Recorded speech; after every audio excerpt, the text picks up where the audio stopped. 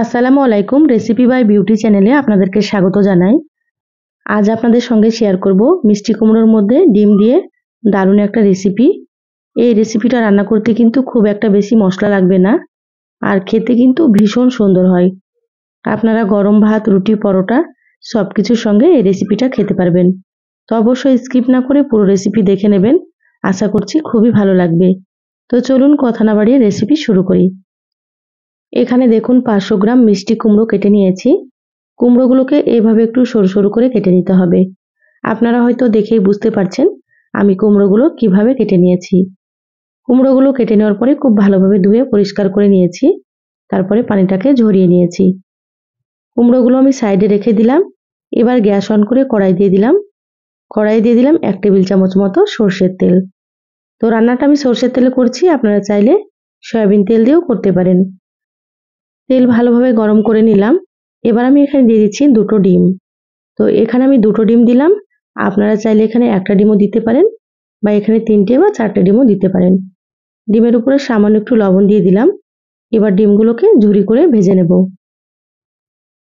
ডিমগুলো কিন্তু খুব বেশি কড়া করে ভাজবো না, আমি হালকা করে ভেজে নিচ্ছি। ডিম খুব বেশি কড়া করে ভাজলে খেতে ভালো লাগবে না। ডিমগুলো হালকা করে ভেজে নিলে খেতে ভালো লাগবে, আপনারা কিন্তু হালকা করে ভেজে নেবেন। আর এভাবে দেখুন খুন্তি দিয়ে একটু ছোট করে নিচ্ছি।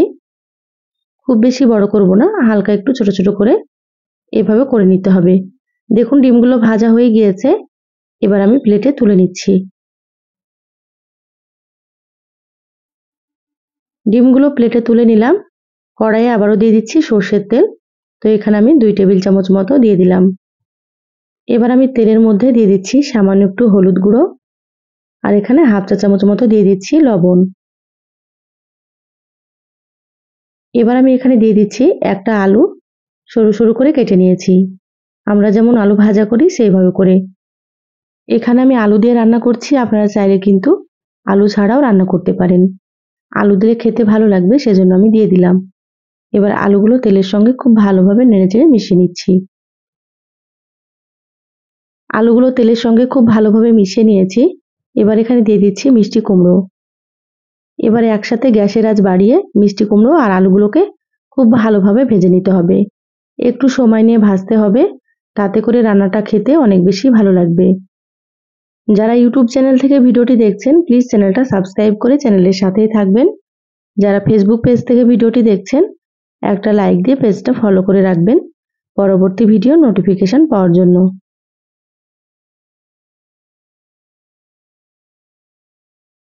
দেখুন মিষ্টি কুমড়োগুলো আমি নেড়েচেড়ে খুব ভালোভাবে ভেজে নিচ্ছি।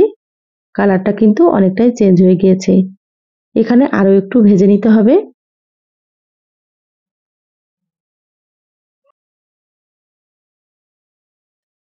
এখানে কিন্তু মিষ্টি কুমড়ো আর আলুগুলো অনেকটাই কিন্তু সেদ্ধ হয়ে যাবে এইভাবে ভেজে নিলে, যেহেতু একেবারে সরু করে কেটে নিয়েছি।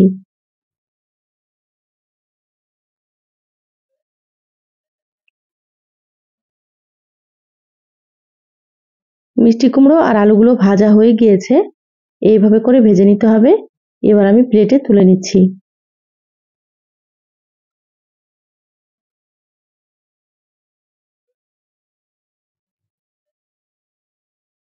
কুমড়ো আর আলুগুলো প্লেটে তুলে রেখে দিলাম। কড়াইয়ে আবারও দিয়ে দিচ্ছি 1 চামচ মতো সর্ষের তেল।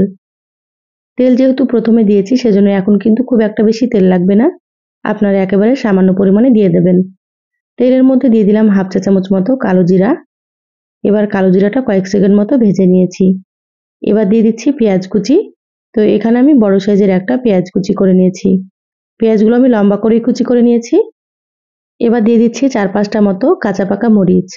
তা আপনারা যেমন ঝাল খাবেন সেইভাবে করে এখানে মরিচ ব্যবহার করবেন। এবার নেড়েচেড়ে কাঁচামরিচ আর পেঁয়াজটাকে একটু ভেজে নিলাম। তারপরে এখানে দিয়ে দিচ্ছি স্বাদ মতো লবণ। লবণ দিয়ে আরো কিছুক্ষণ ভেজে নেব। পেঁয়াজ আর মরিচগুলোকে একটু লালচে করে ভেজে নিতে হবে।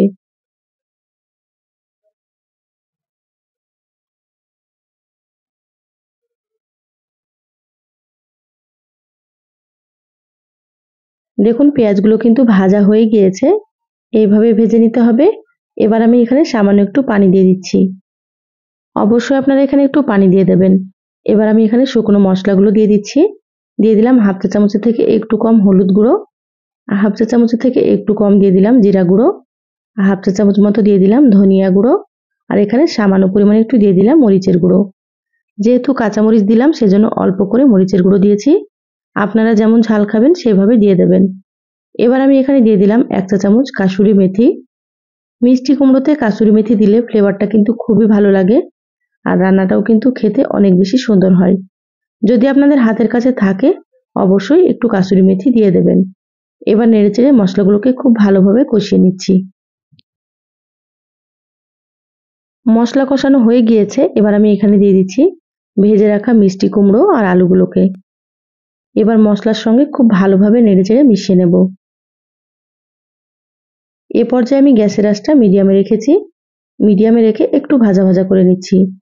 দেখুন আলুগুলো কিন্তু খুব সুন্দর মতো সেদ্ধ হয়ে গিয়েছে, এইভাবে করে একটু সেদ্ধ করে নিতে হবে।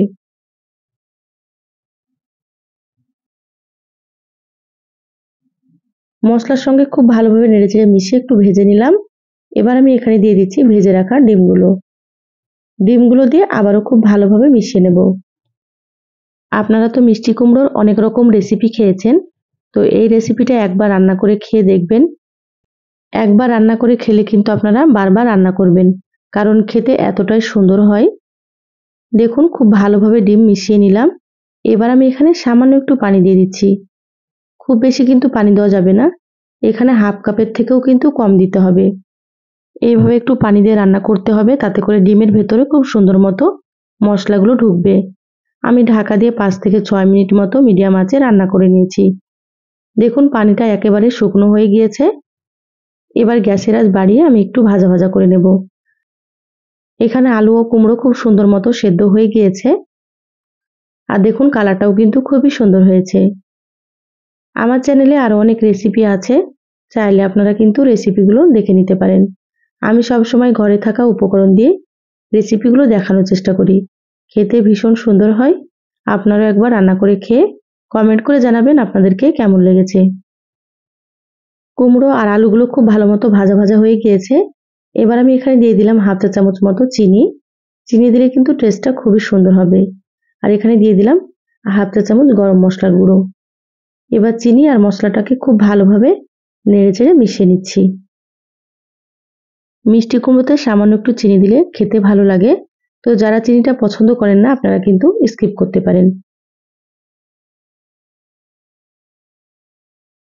দেখুন মশলা আর চিনি খুব ভালোভাবে নেড়েচেড়ে মিশিয়ে নিয়েছি। রান্না হয়ে গিয়েছে, এবার গ্যাস বন্ধ করে দিলাম। ঢাকা দিয়ে 5 মিনিট রেখে দেব, তারপরে আপনাদেরকে আমি দেখাচ্ছি। দেখুন 5 মিনিট পর প্লেটে ঢেলে নিয়েছি, আর কতটা সুন্দর হয়েছে দেখুন। এই রেসিপিটা গরম ভাত, রুটি, পরোটা সবকিছুর সঙ্গে খেতে পারবেন। আশা করছি আপনাদেরকে ভালো লেগেছে। অবশ্যই একবার রান্না করে খেয়ে দেখবেন। রেসিপিটা কেমন লাগলো চ্যানেলের কমেন্ট বক্সে জানাবেন। ভালো লাগলে লাইক দিয়ে ভিডিওটা শেয়ার করে দিবেন। সবাই ভালো থাকবেন, সুস্থ থাকবেন। দেখা হবে নতুন রেসিপিতে। ধন্যবাদ সবাইকে। আল্লাহ হাফেজ।